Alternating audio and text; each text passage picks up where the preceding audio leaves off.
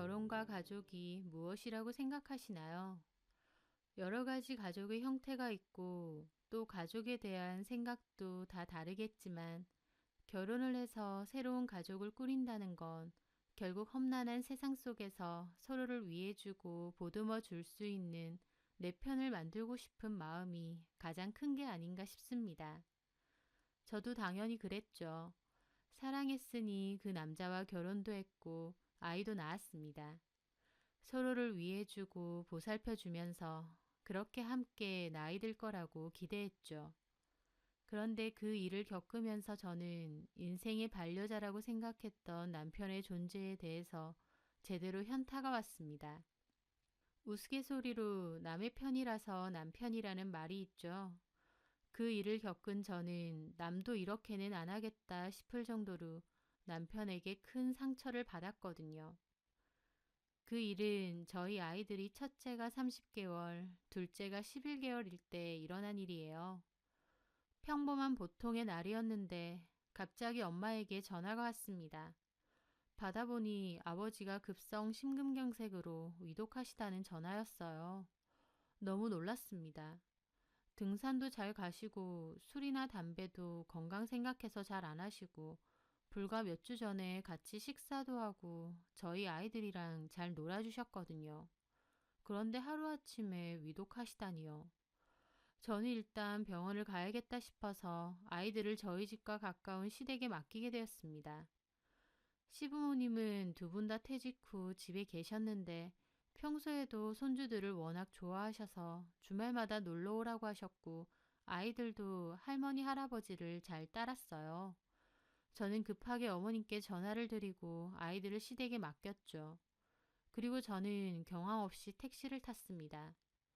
병원으로 가는 길에 혹시나 아빠가 잘못될까봐 너무 두렵고 눈물만 나더군요. 그렇게 병원 중환자실에 도착했어요. 엄마가 처음 저한테 전화하셨을 때 아빠는 심정지가 왔었는데 심폐소생술로 다행히 제가 도착했을 땐 의식까지도 되찾으신 상태였습니다. 천만 다행이라고 생각했습니다. 자식이라곤 저밖에 없다 보니 걱정하시는 엄마를 달래드렸고 시부모님으로부터 연락을 받은 남편도 그날 저녁 병원으로 왔더라고요. 그런데 남편이 저희 아버지를 보고는 저한테 한다는 소리가 다른 중환자보다 멀쩡하시네 하더라고요. 저는 그 소리가 너무 거슬리고 황당했지만 큰 소리 내기도 그래서 그냥 넘겼습니다. 그런데 그 후에도 아버님 괜찮으신 것 같은데 언제 집에 올 거야? 라더군요. 저는 한 고비는 넘겼지만 아버지 상태가 별로 좋지는 않은 듯해서 2, 3일이면 중환자실에서 일반 병실로 내려가니 병실로 내려가시면 그때 가겠다고 했습니다. 제 말에 남편은 노골적으로 마음에 안 드는 표정을 짓더니 일단 알겠다고 하더라고요. 그렇게 3일 정도를 병원에 있으면서 지켜봤습니다. 그런데 3일이 되던 때부터 남편은 저한테 언제 집에 올 거냐고 닥달을 하기 시작하는 겁니다. 애들도 엄마 찾고 시부모님도 힘들어 하신다고. 그리고 제가 집에 없으니 자기도 불편하지 않냐며. 어차피 아버님 이제 괜찮으시고 계속 비슷한 상태이실 것 같은데 장모님께 맡기고 저는 그만 오라고 하더군요. 저는 아빠도 여전히 걱정되고 혼자 계실 엄마도 걱정이 됐지만 남편의 성화에 결국 엄마에게 말씀드리고 집에 가기로 했습니다. 그런데 집에 가는 길에 다시 전화를 받은 거예요. 아버지가 다시 위독한 상태라고요. 저는 급하게 다시 돌아갔는데 심정지가 30분이나 지속이 됐습니다. 아빠가 이대로 돌아오시지 않을 것 같아 엄마랑 얼마나 가슴을 졸였는지 모릅니다. 기적처럼 심장박동은 돌아왔지만 의식은 돌아오지 않으셨어요. 그렇다 보니 언제 돌아가실지 모르는 상황이 돼버린 겁니다. 너무 슬프고 암담하고 누워 계신 아버지가 너무 가엾고 죄송하고 옆에서 울고 있는 엄마도 너무 안쓰럽고 참 마음이 고통스럽고 힘들더라고요. 언제 돌아가실지 모르는 아버지를 지켜본다는 게 정말 가슴이 찢어졌습니다. 그렇게 그날 남편에게 대강 상황에 대해 얘기를 하고 다음 날이었어요. 남편에게는 병원에서 아버지가 언제 돌아가셔도 이상할 게 없는 상황이라고 했다며 옆에서 지켜봐야 될 것 같다고 설명했습니다. 저는 남편도 저를 걱정하며 제 마음처럼 이 상황을 안타까워해 줄 줄 알았습니다. 응당 남편이라면 또 가족이라면 당연한 거 아닌가요? 그런데 저희 남편 한다는 소리가 뭔 줄 아세요? 그래서 언제까지 거기 있겠다는 건데.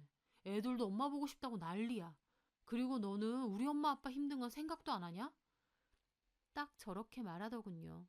장인어른이 위독하셔서 언제 떠나실지도 모르는 상황이라고도 했는데도 어떻게 저렇게 말할까 참담한 기분마저 들었습니다. 하지만 심신이 너무 지친 저는 남편에게 따질 힘도 없고 오히려 남편에게 부탁을 했어요. 병원에서도 오래 안 보고 길어봤자 2주 안에 돌아가실 것 같다고 했어. 다시 가면 아이들에게도 시부모님에게도 더 잘할게. 근데 우리 아버지는 내가 지금 옆에서 함께 있어드려야 돼. 자식이라곤 나밖에 없는데 아버지 가시는 길은 내가 지켜야 되지 않겠어? 저는 아빠가 돌아가신다는 생각에 복받쳐서 그렇게 말을 했습니다. 그런데도 남편은 저보고 이기적이라고 하더군요. 너는 진짜 이기적이다. 애들 엄마 찾고 울고불고 하는 건 보이지도 않아?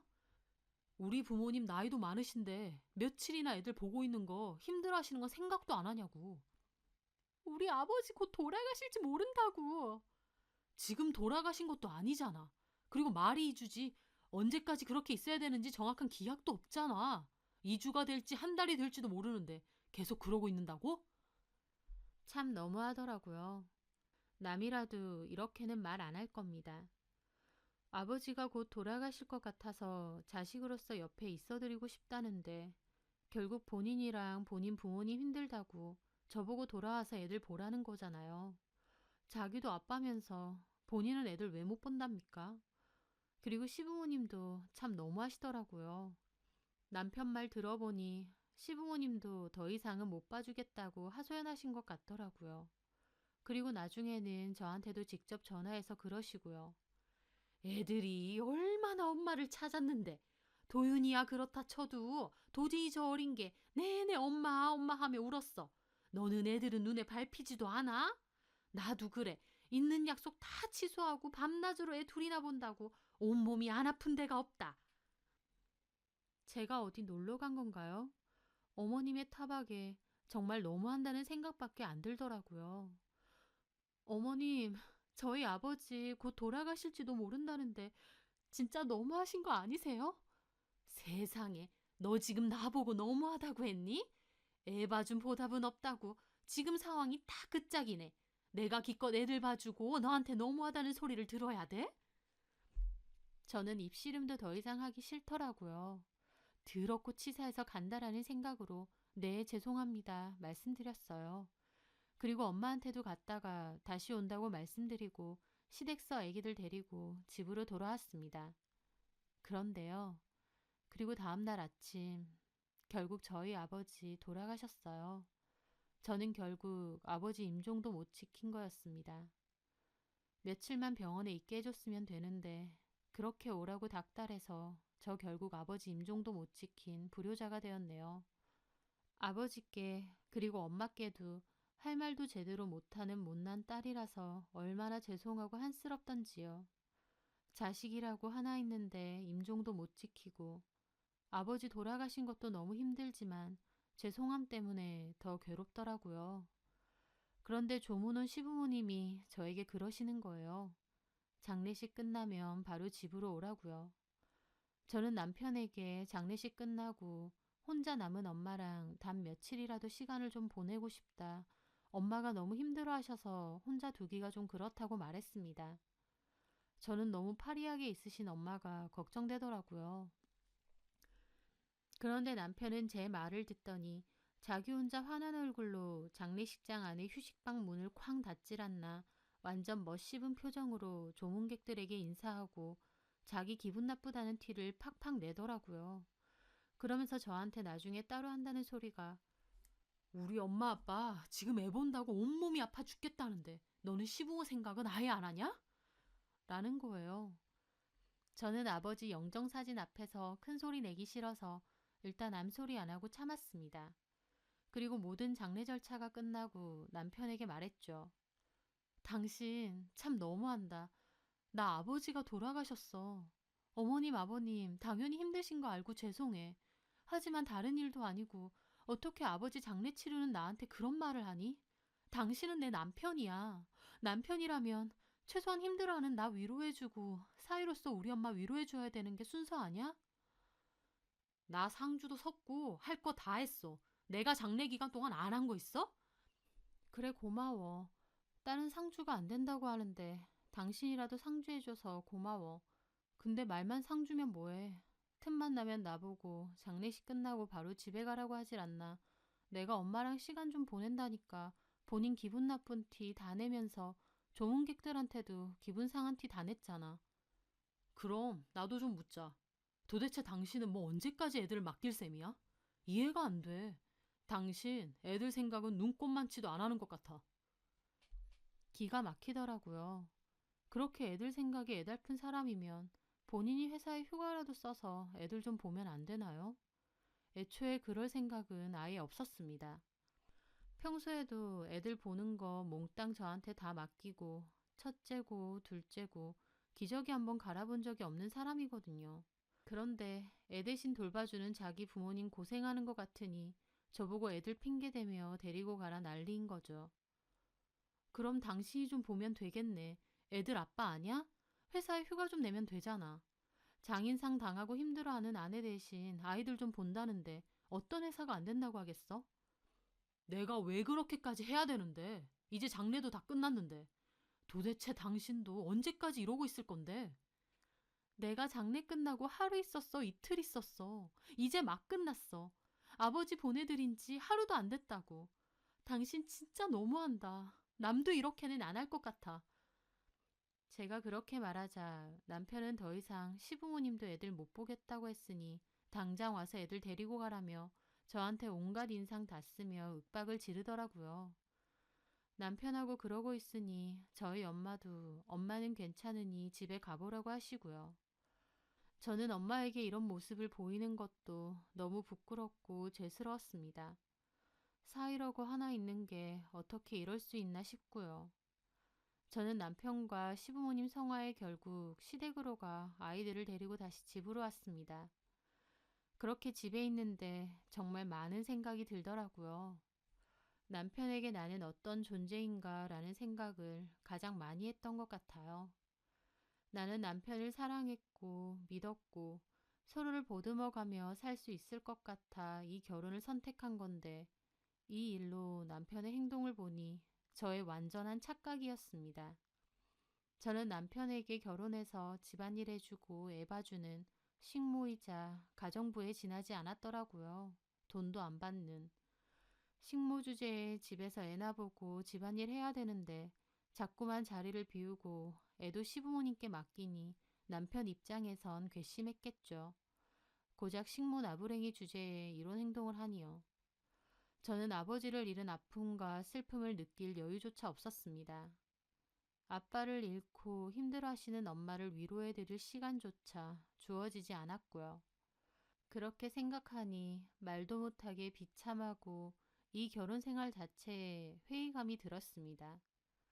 그 전에도 이런저런 일로 결혼 생활 동안 많이 다투긴 했었어요. 남편은 원래도 성격이 좀 이기적이기도 하고 집안일이나 육아에 대해서 하나도 하는 게 없다 보니 그런 문제로 싸운 적도 많습니다. 남편은 자기가 돈을 벌어온다는 이유로 제가 당연히 모든 걸 다 해야 된다는 식이더라고요. 저도 아이들 낳으면서 육아 때문에 다니던 회사 그만둔 건데도요. 하지만 제가 워낙 싸우는 거, 큰 소리 나는 걸 싫어하기 때문에 웬만하면 좋은 게 좋은 거다 생각하며 이해하려고 노력했습니다. 제가 먼저 풀기도 했고요. 그렇게 자주 싸웠어도 그래도 이혼하고 싶다는 생각까진 별로 안 했어요. 이혼이 쉬운 것도 아닌데다 이미 애도 둘이나 있고요. 그런데 아버지의 일을 겪으며 남편과 이혼하고 싶다는 생각이 정말 강하게 그리고 간절하게 들더라고요. 아버지 병원에 계실 때 그리고 돌아가셨을 때 나에게 한 행동 자체가 너무 상처가 되기도 했지만 그보다는 남편에 대한 믿음이나 정이 완전 사라졌다고나 할까요? 내가 살면서 어디가 아프거나 문제가 생기면 우리 남편은 절대 저를 돌봐주거나 보듬어줄 그럴 사람이 아니라는 확신이 들었거든요. 가족이라고 믿었는데 남편에게 저는 가족이라기보다 없으면 불편하고 성가신 그런 존재밖에 되지 않는다는 게 참 눈물나게 서럽더라고요. 또 시부모님도 그랬습니다.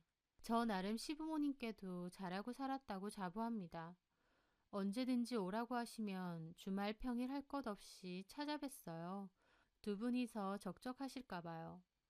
가면 두 분이 좋아하시는 음식 만들어 대접하고 틈틈이 반찬 만들어서 냉장고 채워놓고 필요하신 생활용품도 떨어지지 않게 알아서 채워놨습니다.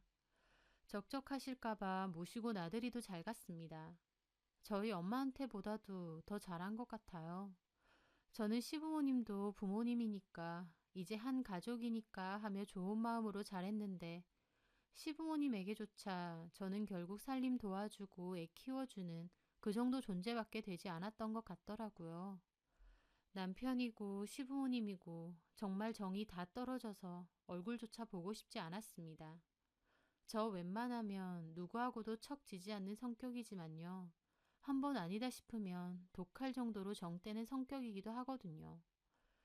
그 일로 이혼을 고민하던 저는 엄마에게 말씀을 드렸어요. 제 성격을 잘 아시는 엄마도 오죽하면 네가 그런 생각을 하겠느냐 하시더라고요. 아빠 돌아가신 지도 얼마 안 됐는데 제 이혼까지 말씀드린다는 게 자식으로서 정말 못할 짓인 거 아는데 저도 남편이고 시부모님이고 더 이상 못 보고 살겠더라고요. 정 떨어지니 한 집에서 같이 사는 것조차 정말 치 떨리게 싫어졌거든요. 엄마는 저 좋을 대로 하라고 하셨어요. 아버지가 원래 어머니랑 하시던 작은 납품업체 사업장이 있는데 이제 저랑 같이 일하면 된다고 하시면서요. 저는 그렇게 이혼을 결정했고 남편에게 말했습니다. 당연히 남편은 펄쩍 뛰죠. 이게 이혼할 일이야? 내가 바람을 폈어. 당신한테 손찌검을 했어? 바람 안 피고 손찌검 안 하는 건 아주 당연한 거야. 아, 어쨌든 고작 그런 일로 이혼하자는 게 말이나 돼? 당신이랑 나랑 피가 섞였어? 결국 우리 남남이야. 남남이 한 가족이 돼서 산다는 건 애정이든 그냥 정이든 마음이 있어야 되는 거라고. 근데 나는 그 일 겪으면서 진짜 정이 다 떨어진다는 게 어떤 건지 너무 잘 알았거든. 내가 뭘 어쨌는데. 입장 바꿔서 어머님이나 아버님 쓰러지셨고 당신이 병원에서 지켜보는데 내가 계속 집에 언제 올 거냐고 와서 애들 보라고 닥달했다고 생각해봐. 당신은 언제 가셔도 이상할 것 없는 부모님 곁에 조금만 있겠다는데 내가 계속 오라고 그러고 결국 장례 치르고 나서도 바로 집으로 오라고 했다고 생각해보라고. 당신 같으면 어떻겠어? 나는 애들 걱정한 거 아니야. 애들이 걱정되면 당신이 보면 되지. 아빠 아니야? 내가 애들을 본 적이 없는데 갑자기 어떻게 보냐고. 말 잘했네. 얼마나 육아에 참여한 적이 없으면 고작 며칠 애들도 못 봐? 남편은 제 말에 할 말이 없는지 막 한숨 쉬며 짜증내더라고요. 남편은 싸우다가도 할 말이 없으면 본인이 더 인상을 쓰고 짜증을 내거든요. 그래서 이혼하자고? 저 어린애들을 두고? 당신 진짜 독하다. 나, 당신, 그리고 어머님 아버님 더 이상 못 보겠어. 같이 있는 거조차 싫어졌는데 어떻게 계속 살겠어. 그러고 싶지 않아. 애들은 못 줘. 저는 그 말에 실소가 나오더군요. 언제부터 자기가 애들을 그렇게 챙겼다고 저딴 소린가요? 그리고 애들이 무슨 물건도 아니고 주네 못 주네. 그나마 남은 미운정까지도 다 떨어졌습니다. 당신이 주고 못 주는 거 아니야. 결국 엄마가 우선순위야. 당신이 뭐해서 애들 먹여 살릴 건데? 엄마 사업장에서 같이 일할 거야. 그리고 내가 알아서 할 거고. 그거 뭐 얼마나 된다고? 이런 소리도 됐고 협의할 건지 생각해보고 말해줘. 아니면 소송할 거니까. 남편은 곧장 시부모님께도 이 사실을 알렸고 시부모님도 저한테 너무한다고 전화로 난리를 치시더라고요. 그러면서 하다 나중에는 혹시 너 남자 생긴 거 아니냐고까지 하셨어요. 제가 애 둘 키우면서 시부모님 챙기고 남편 챙기면서 남자가 생긴 거 아니냐고요? 제가 무슨 슈퍼맨입니까? 참 끝까지 자기들이 너무했다고는 생각 안 하더라고요. 그렇게 이혼 소송을 하며 정말 바닥까지 본 것 같습니다. 그렇게 지지부진하게 이어져 오다가 결국 저희는 이혼을 했습니다. 양육권도 제가 가지고 왔고요. 저는 아이들을 데리고 친정으로 돌아왔습니다. 아이들에겐 미안했지만 또 한편으론 애아빠가 딱히 아빠 노릇을 제대로 한 것도 없다 보니 이혼해서도 크게 달라지는 상황은 없었습니다. 물론 한 번씩 아이들은 아빠를 찾았고 면접 교섭권으로 애아빠와 만나기도 했지만요. 이혼 소송 기간 중 둘째도 제법 커서 둘째도 어린이집에 가게 됐어요. 그래서 저도 본격적으로 엄마 일을 도왔고요. 그런데 하루는 면접 교섭권 때문에 아이들을 남편에게 데려다 줄 때였어요. 전 남편이 그러는 거예요. 나 이번에 승진했어. 월급도 많이 올랐고. 아, 그래? 축하해. 에휴, 조금만 참으면 될 것을. 저는 그 말이 거슬려서 물었습니다. 뭘? 이혼하고 아등바등 사니까 힘들지? 그러게 혼자 그 서운한 걸로 이혼하고 나니까 돈 벌고 애들 키우면서 개고생하는 거 아니야. 후회되지? 자기 맘대로 저보고 개고생이라며 후회되냐고 하더라고요. 저는 어이가 없었습니다. 나 개고생한 적 없는데? 애들한테 물어보니까 애들보다 엄마가 더 먼저 골아 떨어져 잔다는데 뭐. 센 척 좀 하지 마. 힘든 거 뻔히 아는데. 참 어이가 없더라고요. 당연히 돈 벌면서 애 키우는 거 쉬운 거 아닙니다. 하지만 오히려 엄마도 육아하는 거 많이 도와주시고 저도 따로 시부모님이나 남편 뒤치다꺼리 안 해도 되니 더 나은 부분도 많거든요. 저는 이미 헤어진 이 남자랑 무슨 말을 더 하나 싶어 마음대로 생각하라고 하고 말았습니다. 그런데도 남편은 나 곧 선봐. 회사 사람이 주선해줬거든. 아, 그래? 좋겠네. 잘해봐. 봐, 나는 당신 아니어도 얼마든지 처녀장가 갈 수 있거든. 그래, 장가 많이 가고 시간 맞춰서 애들 데리고 와. 저는 그렇게 말하고 말았습니다. 솔직히 저도 전 남편 선본다는데 마냥 아무렇지 않은 건 아니었죠. 한때는 많이 좋아했었고 애까지 낳고 같이 산 사이니까요. 하지만 그렇다고 신경이 쓰인다던가 하는 건 아니었습니다. 그 정도의 마음이 있었으면 애초에 이혼하지도 않았겠죠. 도리어 남편은 한 번씩 묻지도 않은 자기 얘기를 자꾸 하면서 질척거리는데 제가 후회하기를 바라는 것 같더라고요. 힘들게 살길 바라면서요. 그런데 전혀 남편 뜻대로 되진 않았습니다. 왜냐하면 저에게 생각지도 못한 행운이 생겼거든요. 아버지가 갖고 계신 땅이 있었는데요. 아빠가 돌아가시고 엄마 소유로 갖고 계셨어요. 솔직히 별로 가치도 없는 맹지라고 생각했습니다. 아빠는 그 땅이 곧 개발될 거라고 몇 번 얘기하셨어요.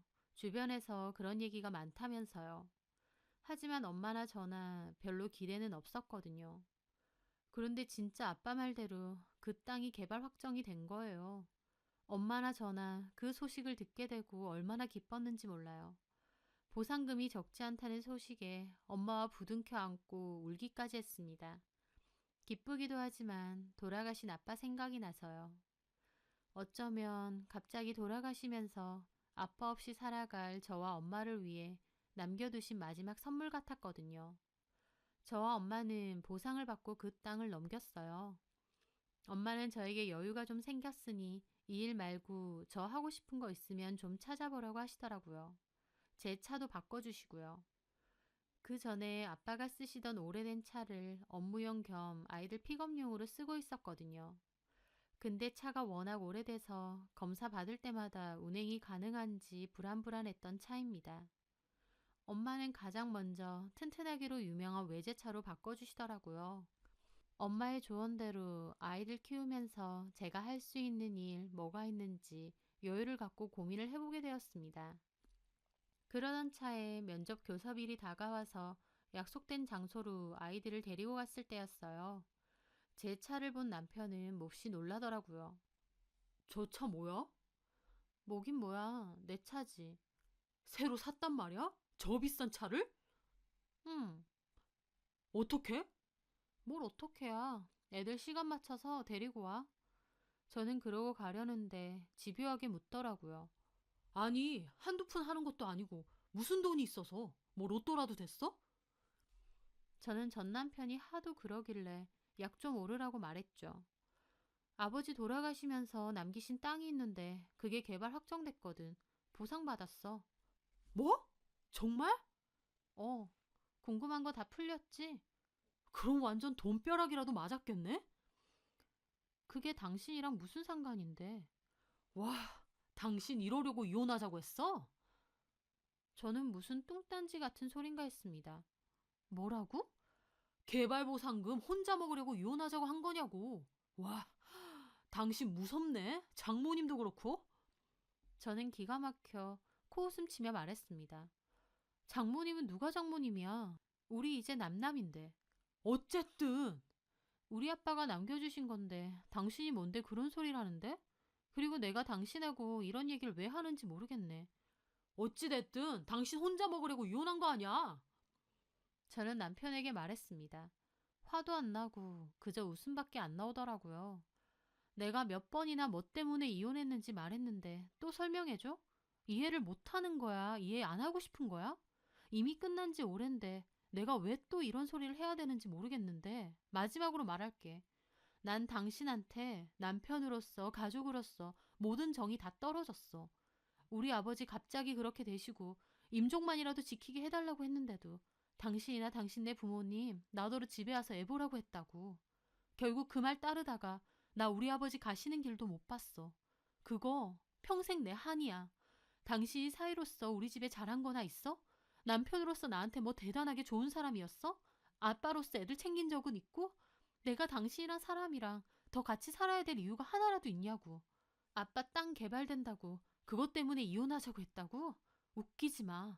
당신이야말로 후회할 거니 처녀장관이 약 올리고 싶어서 안달이더니 내가 갑자기 돈이 좀 생기니까 본인이 후회되나 보지? 후회되기 전에 알아서 잘했어야지. 우리 이미 끝났고 당신 그냥 애들 친아빠. 그 이상도 그 이하도 아니야.